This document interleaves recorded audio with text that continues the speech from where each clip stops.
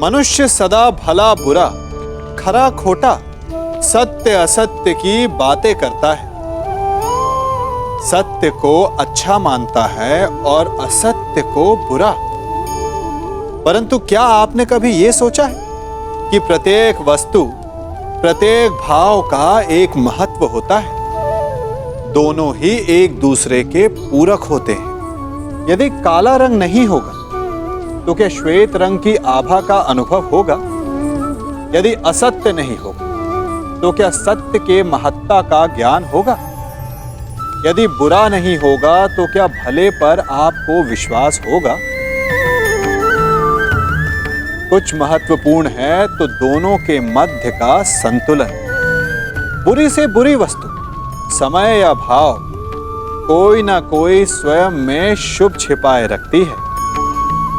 कभी काले गरजते मेघों को देखा है? उसके किनारे भी एक स्वर्णिम आभा होती है। उसी प्रकार यदि आपके जीवन में बुरा समय आए तो आपको अपने सच्चे मित्रों की पहचान हो जाती है। तो बुरे समय में निराश ना हो, उसमें भी कुछ शुभ खोजने का प्रयास करें और धीरे धीरे सब कुछ आपके जीवन में स्वतः शुभ हो जाएगा। मैं वचन देता हूं कि अर्जुन के अतिरिक्त आपके किसी और पुत्र का वध नहीं करूंगा। मैं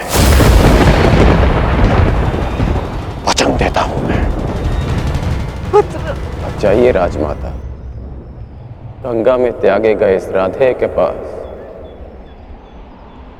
अब आपको देने के लिए कुछ और शेष नहीं है।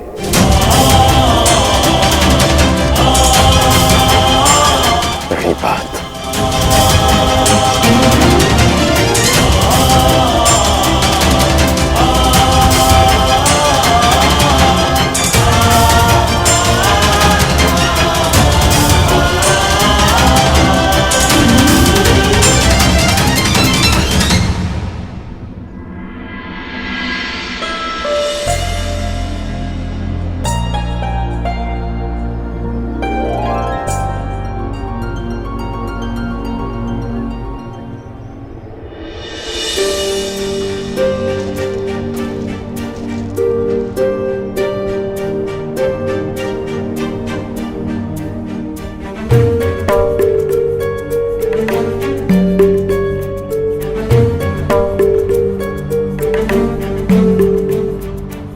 सत्य कल्पना से अधिक सुंदर भी हो सकता है और अधिक कष्टकारी भी।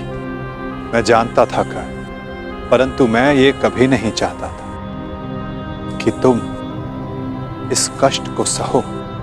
अगर आप ऐसा नहीं चाहते तो ऐसा नहीं होता केशव। एक बात मैं समझ चुका हूं कि इस सृष्टि में सब आप ही की इच्छा से होता है, आप ही के अनुसार होता है, ठीक वैसे ही जैसा आप चाहते हैं। पीड़ा केवल कष्ट नहीं देती मित्र, पीड़ा कभी कभी हमें उचित मार्ग चुनने में हमारी सहायता भी करती है। एक पीड़ा कभी कभी हमारे अन्य कष्टों का निवारण भी करती है। कर्ण, इस सत्य का भान होना तुम्हारे लिए उचित था, परंतु अब मैं तुमसे ये जानना चाहता हूं कि इस पीड़ा का तुम सकारात्मक प्रयोग कैसे करोगे? जिस सत्य ने मेरे जीवन को, मेरे विश्वास को नकारात्मकता से भर दिया, उसमें क्या सकारात्मकता केशव? उसमें क्या भलाई दिख रही है आपको? क्यों? क्या यह उचित नहीं कि अब तुम स्वयं को सूझ समझने की पीड़ा से मुक्त हो गए हो? कि तुम्हें अब अपना वंश क्या है, कि अब तुम पूरे मन से, पूरे अधिकार से किसी भी क्षत्रिय के समक्ष जाकर अपना अधिकार मांग सकते हो? क्या ये उचित नहीं कर कि अब तुम्हें ज्ञात हो गया है कि मैं क्यों तुम्हें पांडवों के पक्ष में आने के लिए सुझाव देता रहा?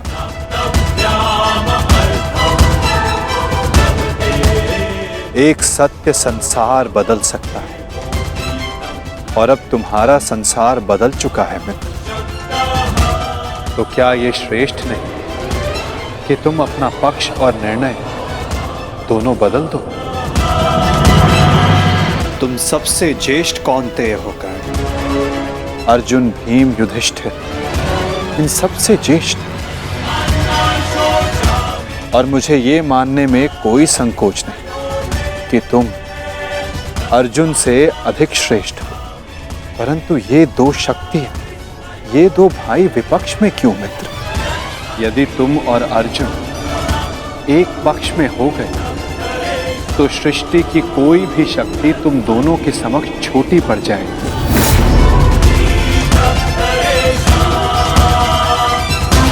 तुम्हें और अर्जुन को मेरी, वासुदेव तक की आवश्यकता नहीं पड़ेगी मित्र।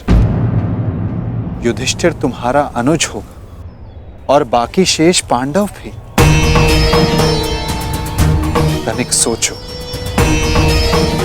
जो परिवर्तन तुम अंगराज बनकर ना ला सके मित्र, वो परिवर्तन तुम हस्तिनापुर के सम्राट बनकर ला पाओगे।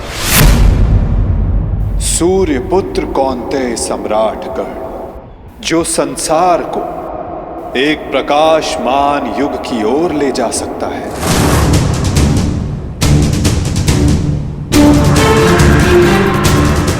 मैं केवल तुम्हारे भविष्य की बात नहीं कर रहा हूं कर्ण,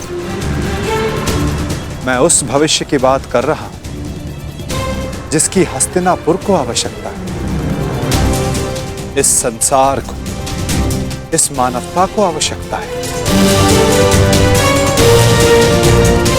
और यही सबके हित में है मित्र।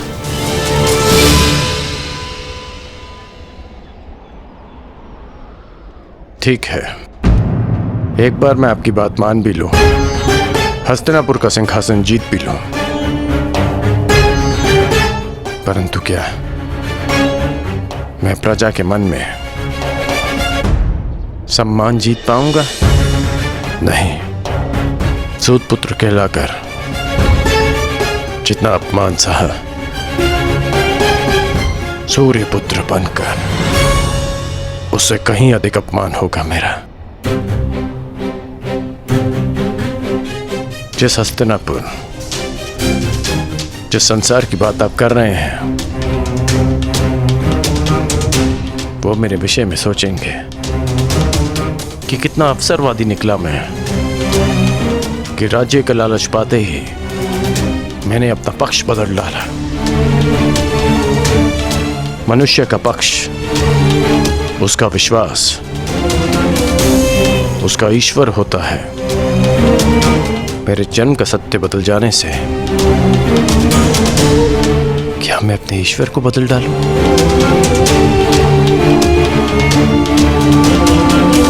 और अर्जुन, क्या ये उस महान धनुर्धारी का अपमान नहीं होगा? और युधिष्ठिर, जिसने 13 वर्ष वन में काटे, क्या ये उसके अधिकार का हनन नहीं होगा? और दुर्योधन का क्या? दुर्योधन की मित्रता ने वट वृक्ष बनकर मुझे संसार के ताप से बचाया, मुझे छाया दी, और जो वृक्ष छाया देता है उसे काटा नहीं जाता, उसकी रक्षा की जाती है। धिक्कार होगी मुझ पर यदि ऐसा विचार मेरे मन में भी आया।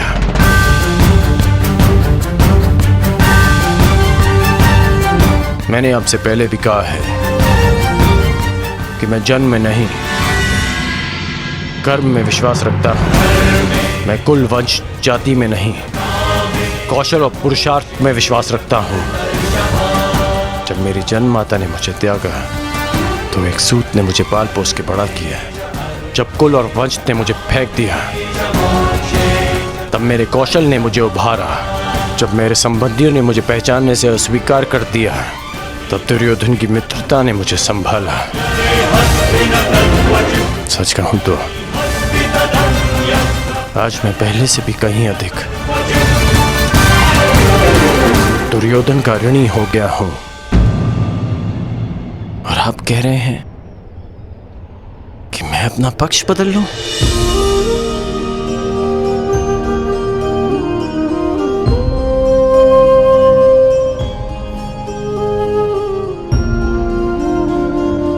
मैं अभिभूत हुआ तुम्हारे इन वचनों से कर्ण, परंतु मेरी इच्छा सदा यही है कि तुम मेरे साथ रहो और मैं तुम्हारे।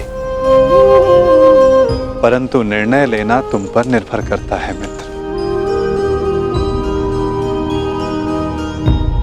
तो बताओ कर्ण, तुम्हारा अंतिम निर्णय क्या है? तुम्हारे नए परिचय का, इस सत्य के भान का क्या निष्कर्ष है? एक ही निष्कर्ष है और एक ही निर्णय। या तो मेरे मित्र दुर्योधन के शीश पर राज मुकुट होगा, या इस कर्ण के धड़ पर शीश ही नहीं होगा।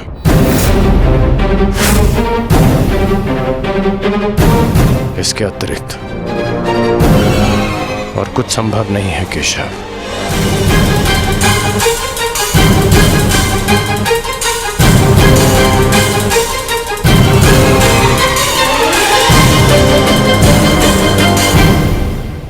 आपसे एक विनती है केशव कि मेरी जन्म कथा गुप्त रखिएगा। यदि युधिष्ठिर को इसका ज्ञान हुआ तो वो सिंहासन को ठुकरा देगा, और यदि उसने साम्राज्य मुझे सौंप दिया तो मैं उसे दुर्योधन को सौंप दूंगा। और यदि समाज को इसका भान हो गया तो वो माता कुंती को ठुकरा देंगे। इसलिए यह सत्य है हमारे मध्य ही रहे, यही श्रेष्ठकर है। मैं चाहता हूं कि आप मेरी मृत्यु तक मुझे राधे कहकर पुकारें, कौनते ही नहीं।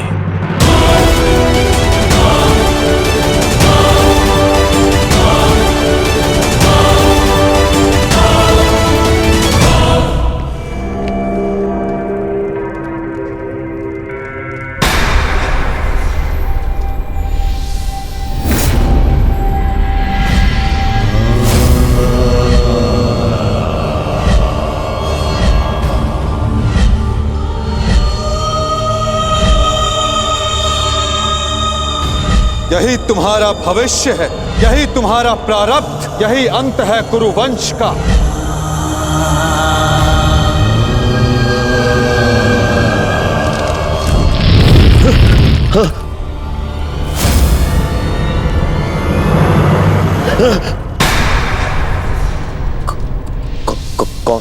कौन है आप? है? ये क्या कह रहे हो दुर्योधन? मामा हूँ, मामा। नहीं, ये कौन है आप मुझसे ये प्रश्न करने वाले?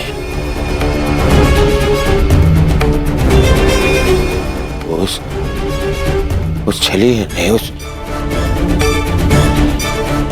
मायावी ने, ये देखिए, ये माया कर गया है मुझ पे।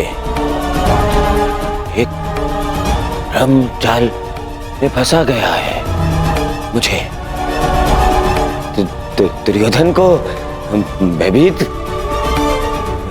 कर गया है वो। और आप भी वहीं थे, हाँ? आपने क्या किया? अब खड़े खड़े मेरा अपमान देखते रहे। देखो दुर्योधन, तुम भूल रहे हो, वो मैं ही था जिसने उस वासुदेव को बंदी बनाने की योजना बनाई थी। मैं ही था वो। तो देखो, क्रोध करने का समय नहीं है ये, और तुम्हारा ये क्रोध मुझ पर बाद में करना, समझ गए?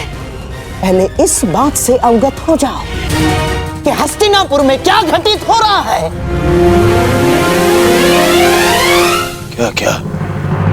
क्या घटित हो रहा है हस्तिनापुर में? वही तो मैं तुम्हें कब से बताने का प्रयास कर रहा हूं। परंतु तुम हो कि सुन ही नहीं रहे हो। तुम्हें कदाचित अनुमान नहीं है कि तुम्हारा परम मित्र कर्ण तुम्हारे नाक के नीचे क्या कर रहा है। क्या क्या क्या कर रहा है मेरा मित्र? जब तुम उस वासुदेव के माया के भ्रम के पश्चात स्वयं को संभालने का प्रयास कर रहे थे, तब सभा से वासुदेव के साथ कर्ण ने भी प्रस्थान किया था। दुर्योधन दोनों साथ थे। दोनों साथ थे, दोनों साथ थे। हाँ, और केवल इतना ही नहीं दुर्योधन, तुम्हारे शत्रुओं की माता कुंती के साथ तुम्हारे परम मित्र कर्ण ने बहुत समय व्यतीत किया, बहुत। कहीं ऐसा तो नहीं दुर्योधन कि उस छलिए वासुदेव की माया में फंसकर कर्ण पांडवों के पक्ष में? ऐसा हो सकता है ना दुर्योधन? नहीं नहीं, ऐसा नहीं हो सकता। ना, हो सकता है। नहीं, मुझे ये कर्ण से मिलना है। इसे शाल मिलना है।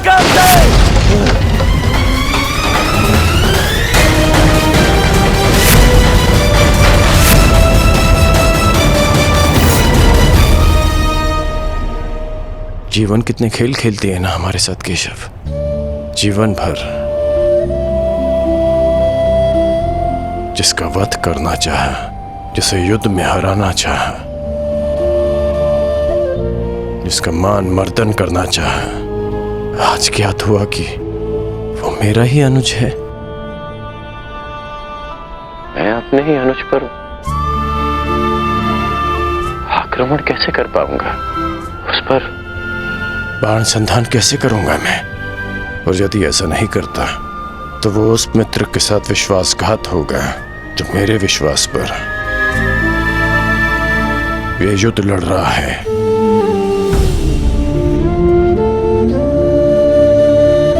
क्यों नियति हमारे साथ ऐसा खेल खेलती है? क्यों वो दो भाइयों को शत्रु बनाकर सामने ले आती है? क्यों वो उन्हें एक दूसरे के रक्त का प्यासा बना देती है, जिनकी धमनियों में एक ही रक्त बहता है? ये कैसी नियति है केशव?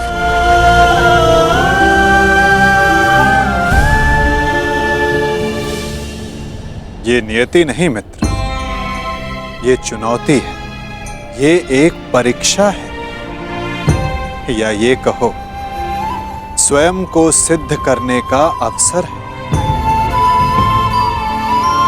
इतनी कठिन परीक्षा, इतनी कठोर चुनौती,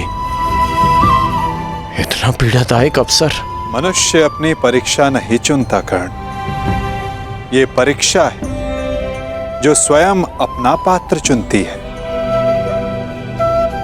ये चुनौती है जो परखने के लिए स्वयं अपना पात्र चुनती है कवचधारी वीर। माटी के तट नदी की धीमी धारा के किनारे होते हैं और कठोर पाषाण को नदी के वेग से लड़ना होता है। एक सामान्य पाषाण को हथौड़ी और छेनी की मार सहनी होती है, परंतु जिसे हीरा बनना हो उसे धरती के भीतर गहन दबाव और ताप को सहना होता है। माला बनने के लिए अपने हृदय को सुई से भिदवाना होता है। प्रकाश देने के लिए स्वयं को जलाना होता है। बांस सब होते हैं कर्ण, परंतु बांसुरी बनने के लिए तन पर घाव खाना पड़ता है।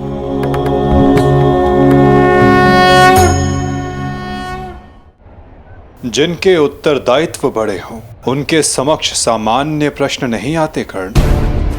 जिन्हें युद्ध की हुंकार भरनी होती है उन्हें लाक्षागृह की अग्नि से निकलना होता है। जिन्हें युद्ध का परिणाम देना होता है उन्हें अपना कवच भिदवाना होता है। मृत्युंजय बनने की चाह रखने वालों को प्रति क्षण मरना होता है। ये तुम्हारे समक्ष आई सबसे बड़ी दुविधा नहीं है कर्ण, सबसे बड़ी चुनौती है, सबसे बड़ा अवसर है। अब इसका चयन करना तुम पर निर्भर करता है कर्ण, कि इसमें भाग लो या भाग जाओ। तो ये सब पहले आपने क्यों नहीं बताया केशव? यदि तब बता देता तो आज तुम्हारे समक्ष मृत्युंजय बनने का अवसर नहीं आता। एक मित्र के रूप में आपने मुझे बताया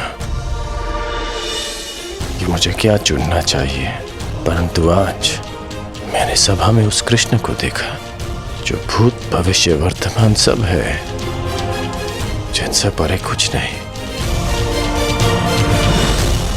जिन्हें सब कुछ ज्ञात है। तो आपको यह भी अवश्य ज्ञात होगा केशव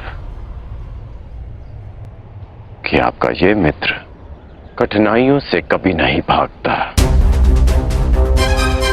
सदैव उनका सामना करता है। अब कदाचित हमारी भेंट युद्ध भूमि में होगी।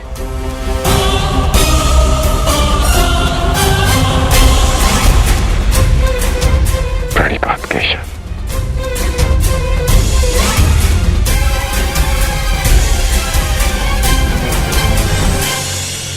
मैं अत्यधिक प्रसन्न हूं कि तुम मेरे मित्र।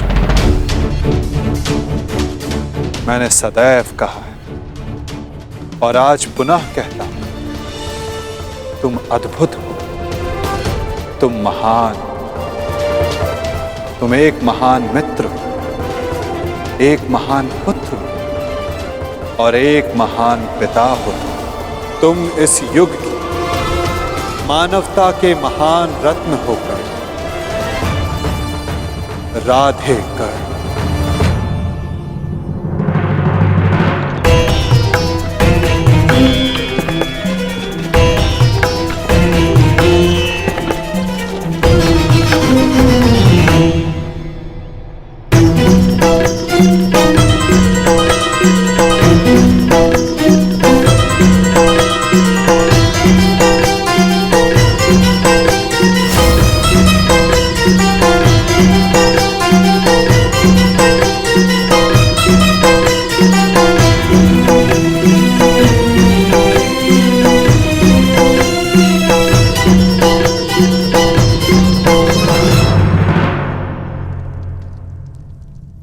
तो ठीक है, युद्ध को चुना है कौरवों ने और आज पहली बार मैं उस दुर्योधन के प्रति कृतज्ञ हूं,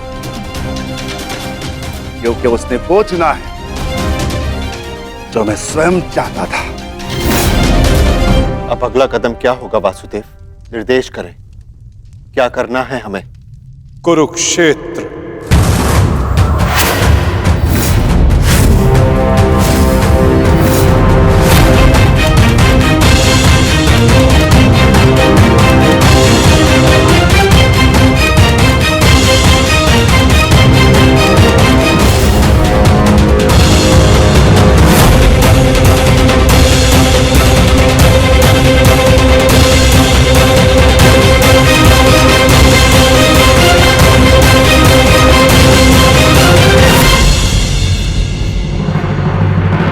शांति प्रस्ताव इस अग्नि में जलकर भस्म हो चुका है। अब संपूर्ण भारत कुरुक्षेत्र की अग्नि में जल। अब वार्ता करने का समय नहीं रहा, अब समय है महासमर का, समय है महाभारत का।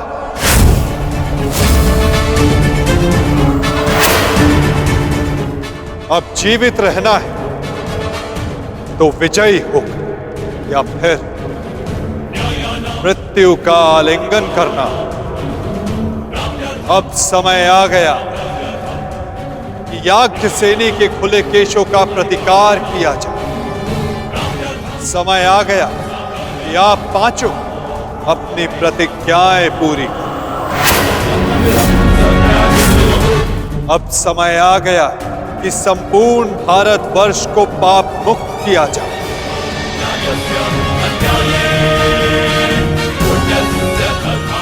और युधिष्ठिर के नेतृत्व में धर्म की स्थापना।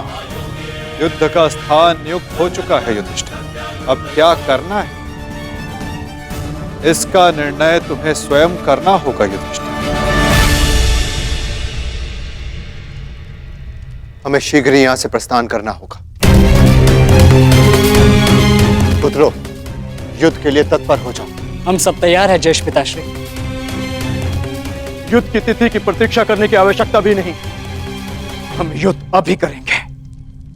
ठहरो, हम सभी लोग यहां से एक साथ प्रस्थान नहीं कर सकते, क्योंकि विराट राज्य की सुरक्षा के लिए हम में से किसी को यहां उपस्थित रहना होगा। ऐसा पहले भी हो चुका है और हो सकता है कि हमारी अनुपस्थिति में दुर्योधन विराट राज्य पे आक्रमण कर दे। इसीलिए हम में से किसी को भी यहां उपस्थित रहना होगा। उसकी आवश्यकता नहीं।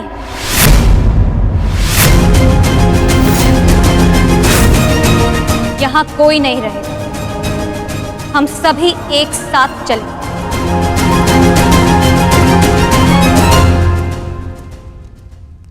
नहीं पांचाली, कुरुक्षेत्र में स्त्रियों का कोई स्थान नहीं। यदि तुम वहां रहोगी तो मंद युद्ध में नहीं, हमारी रक्षा करने में लगा रहेगा। तुम्हारा कुरुक्षेत्र में जाना उचित नहीं। उचित तो मेरा द्यूत क्रीड़ा भवन में जाना भी नहीं था आर्य, परंतु यदि मुझे वहां ले जाया गया तो अपना प्रतिकार लेने में कुरुक्षेत्र भी जाऊंगी।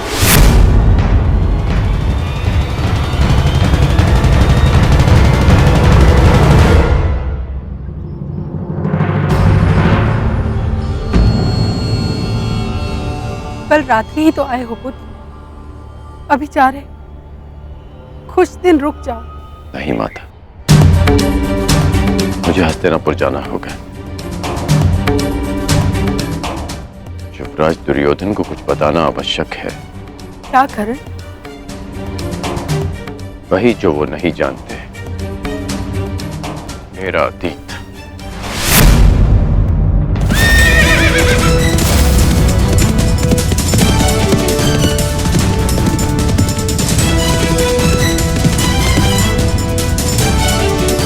मत करो पुत्र, इसकी क्या आवश्यकता है?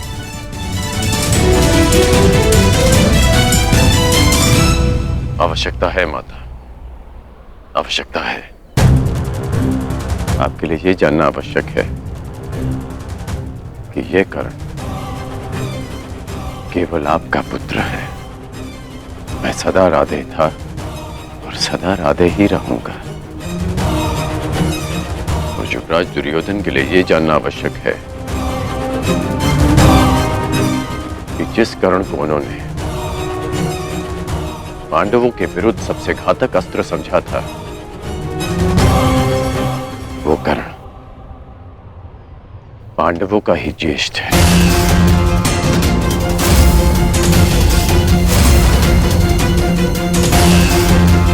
कि जो कर्ण रणभूमि में उनके शत्रुओं का शत्रु बनकर आया था, वो उनके शत्रुओं का बड़ा भाई है। माता, दुर्योधन ने कभी मुझसे कुछ नहीं छिपाया, इसलिए ये मेरा कर्तव्य है कि मैं अपने मित्र को सब सच बताऊं। दुर्योधन को सत्य बताना आवश्यक है माता। ऐसा क्या है जो युवराज के लिए जान लेना आवश्यक है माता?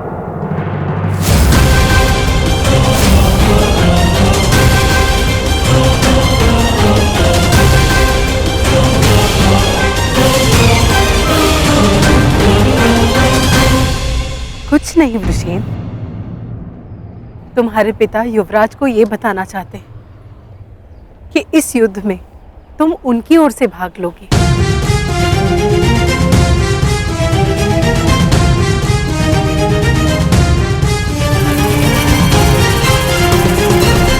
शीघ्र मिलते हैं पृष्ठदेव।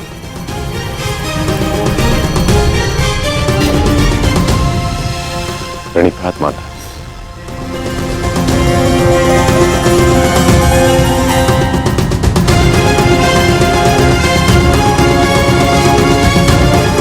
चलो सारथी।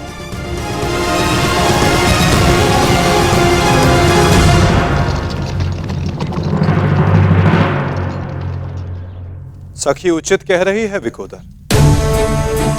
यदि हम सबको विजय पानी तो हम सबका वहां रहना अनिवार्य है। परंतु वासुदेव, पांचाली के सारे विचारों को सुनने के पश्चात ही निर्णय लेना विकोदर।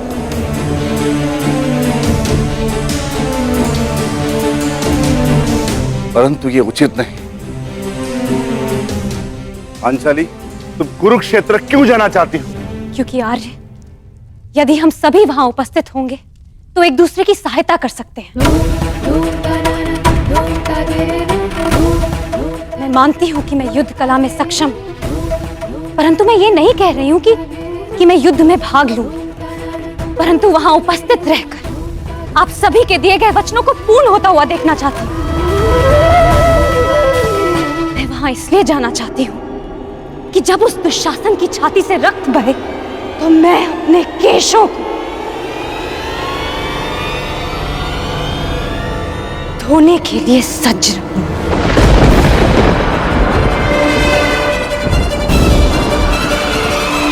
और जब दुर्योधन की मृत्यु निकट हो तो वो मेरी आंखों में देख सके और उसे हमेशा स्मरण रहे कि उसे दंड मिला है, वीर गति नहीं।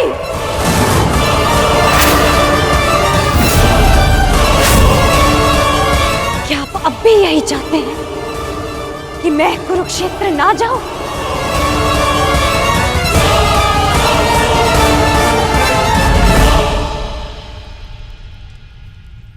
कुरुक्षेत्र के लिए कूच का आदेश दीजिए केशव। अब कौरवों का संहार निश्चित है।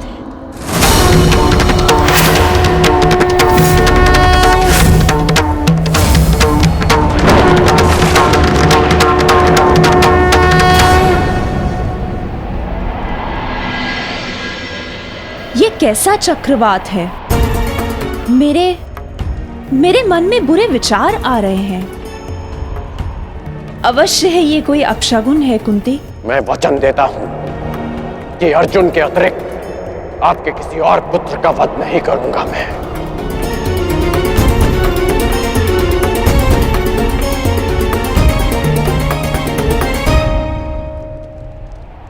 अब और नहीं,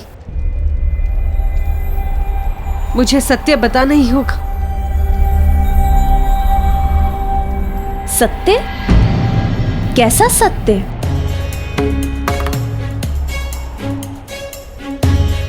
एक सत्य है दीदी, जो मुझे आपके समक्ष स्वीकारना है। एक ऐसा सत्य जो मैंने आप सबसे छिपाया है। कैसा सत्य? परंतु स्मरण है वो मंत्र जो मैंने दुर्वासा ऋषि से सीखा था? हाँ, मुझे स्मरण है, परंतु आज अचानक उसकी बात क्यों ले बैठी?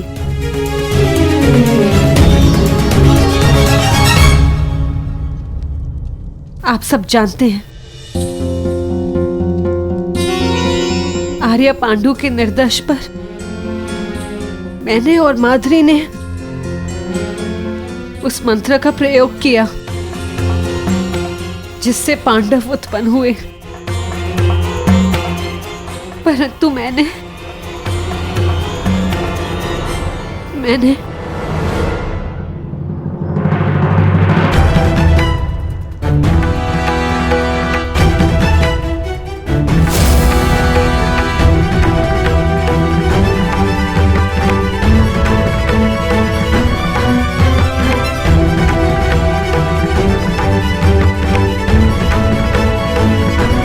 कर्ण यहाँ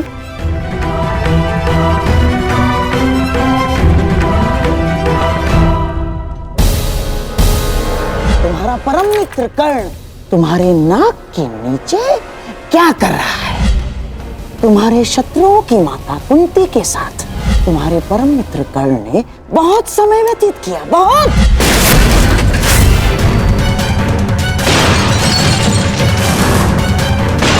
दुर्योधन, दुर्योधन देखो, देखो, शांत हो जाओ। अपने क्रोध को काबू में रखो दुर्योधन। दुर्योधन, ये क्या कर रहे हो तुम? मैं प्रस्तुत हूं।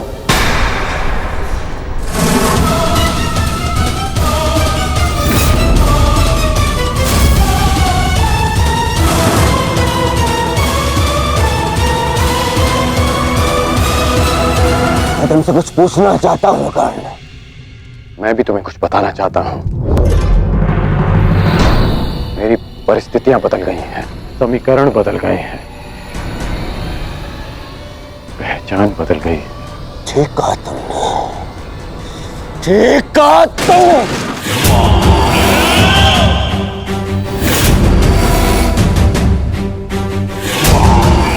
समीकरण बदलते देख सकता हूं मैं तुम्हें ये बताना चाहता हूं कि मैं यही ना कि तुम कृतज्ञ निकले, कायर निकले, चलिए निकले।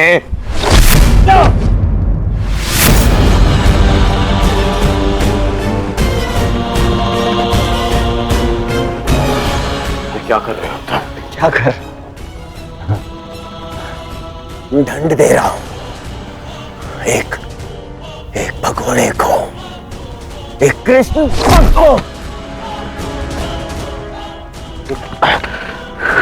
एक भगोड़े को जो युद्ध से पूर्व ही भाग रहा है।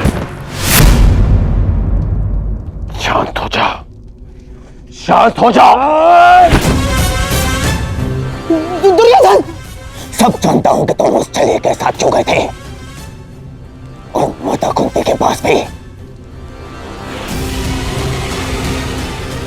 तुम्हें क्या लगा मुझे क्या नहीं होगा? हाँ? अब मुझे केवल इतना बता दो कि क्या तुम उस फगुओं के पक्ष में चले गए हो? क्या नया षड्यंत्र ला रहा है वो छलिया मेरे विरुद्ध? बताओ मुझे कर्ण। क्या हो गया है तुम्हें? ऐसा कुछ नहीं है और न कभी हो सकता है। मैं अपने मित्र का साथ छोड़कर कभी नहीं जाऊंगा।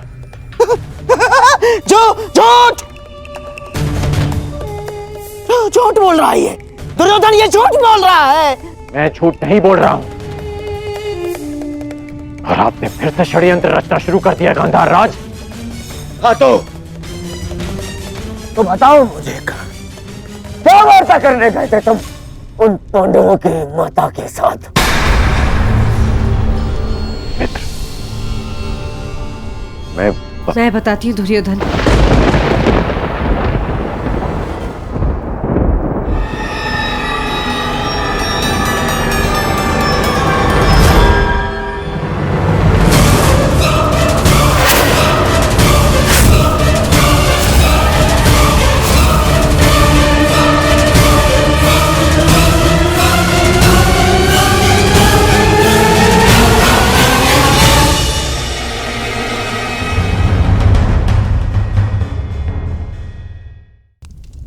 मैं बताती हूँ दुर्योधन।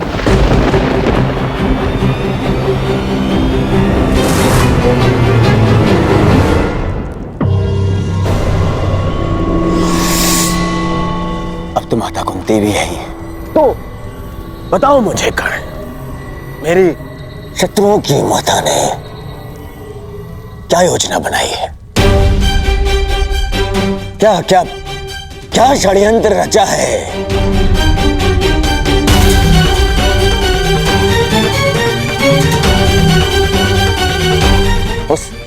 उस छलिए के साथ मिलकर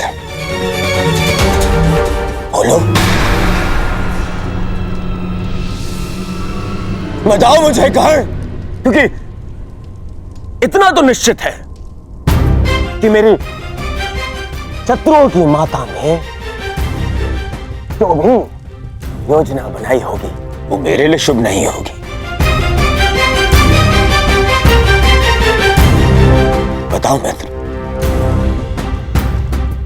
बोलो।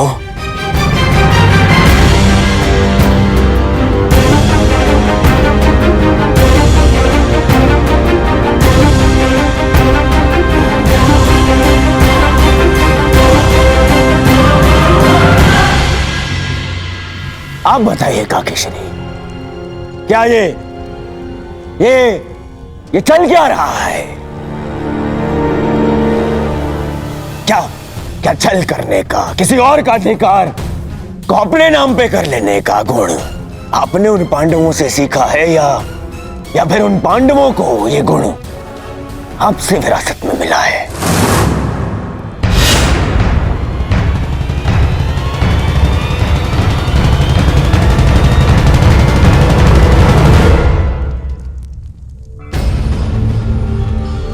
नहीं नहीं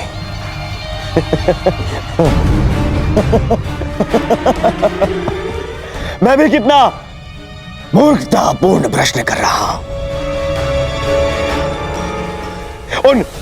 उन पांडवों ने छल करना तो आप ही से सीखा होगा। आपने भी तो वही किया, छल किया आपने अपने पति के साथ, अपने कुल के साथ। जिन्हें संसार पांडु पुत्र मानता है, वो तो पांडु के पुत्र है ही नहीं।